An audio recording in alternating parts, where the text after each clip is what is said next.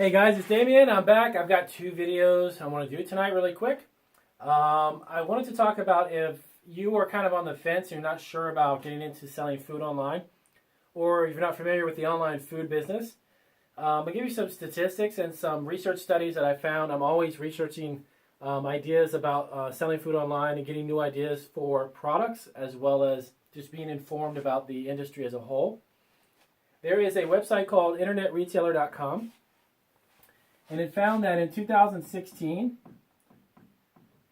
48 billion with a B, $48 billion in groceries were purchased online. That's pretty huge. It actually accounted for over almost 4.5% of all retail sales were attributed to food sales. A good chunk of this actually came from Amazon sales with food products. It found that in 2016, there was an average of 15% growth over the 2015 sales period, which again is pretty big when you talk about global sales. A large portion of these sales came from the U.S. market. There's a lot of developing markets around the world that are getting into selling food, that are attracting more buyers through the internet. This number is pretty big, especially if you're a very small guy and you're just starting out.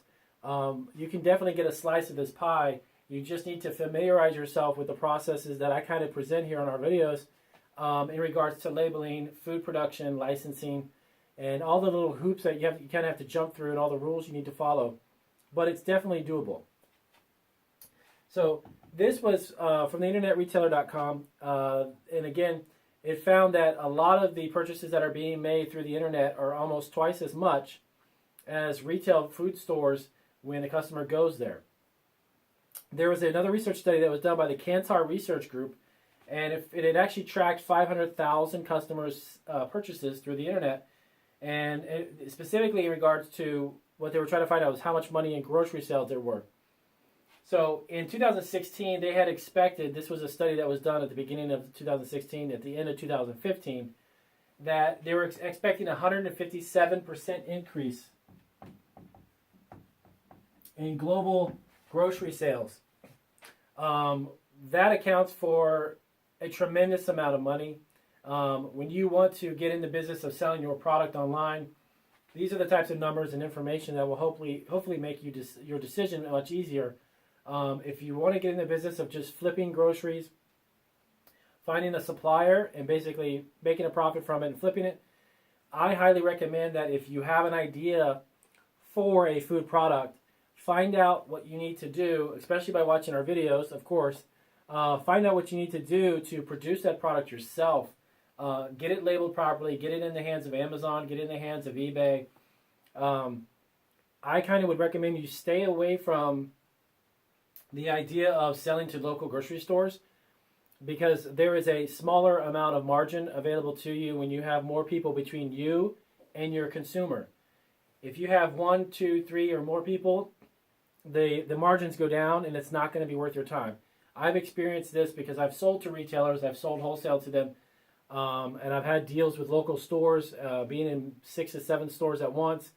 So I'm familiar with what it takes to get a food product on the shelves of grocers, and it's not really worth it.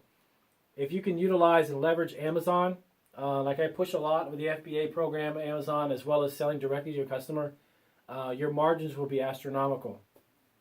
So back to the statistics, the Kantar research study also found that a lot of these consumers, when they were placing orders on a consistent basis, that compared to the same store sales that they would go to a brick and mortar store, get a shopping cart and buy stuff, it had more than doubled. What I would say is that if you have a statistic where it's showing you that they're spending $100 by going to a store by themselves or online, and they nearly doubled it. It was around, I think it was $197, $198. That was the average increase, almost twofold over what they were buying when they actually went to a store. A lot of the consumers are finding that the convenience factor and the ability to purchase almost anything that's food related online, many Many times they get free shipping. So it kind of curtails the visit that you go to the store and the customer has to drive there and pick out all the stuff. It becomes a convenience factor. The prices have become much more competitive lately also for grocery industry when you're selling food online. And when you start to produce a product yourself, you can actually end up producing it at a lower cost than it would be for you to buy it. Many times that's going to make you a much more profitable business. You don't necessarily have to come up with 300 or 400 different items, but when you start off like we did, I only had about 15 items, about a dozen items, and about half of them were items that we were producing and making that were candy or baked good related. The other half were items that we would buy and then resell. In the new channel that I'm gonna put up on YouTube, I've actually just begun putting it together. I wanted to kind of talk about that for a little bit too, really quick. It's going to be a paid subscriber channel. It's going to be $12.99 a month, and it's going to have an enormous amount of information. The videos I will post on there are going to be between 45 minutes to an hour long. They're very in-depth, covering topics that everything from producing stuff from your home, generating sales through the internet, how to utilize social media for your food products, and hundreds of other topics. It's going to be $12.99 a month, and it's going to also give you direct access to me. If you have a question about a product, I'm going to give you an email where you can directly contact me, and I can get you a question answered within a 48-hour period. And if I don't know the answer, I will find the resource and get it to you. So kind of help coach you through the process of starting, growing, and developing a product, and then getting it either through Amazon or getting it onto eBay, or even creating your own website. Because I've experienced all of that, and I've gone through that for nearly 10 years now.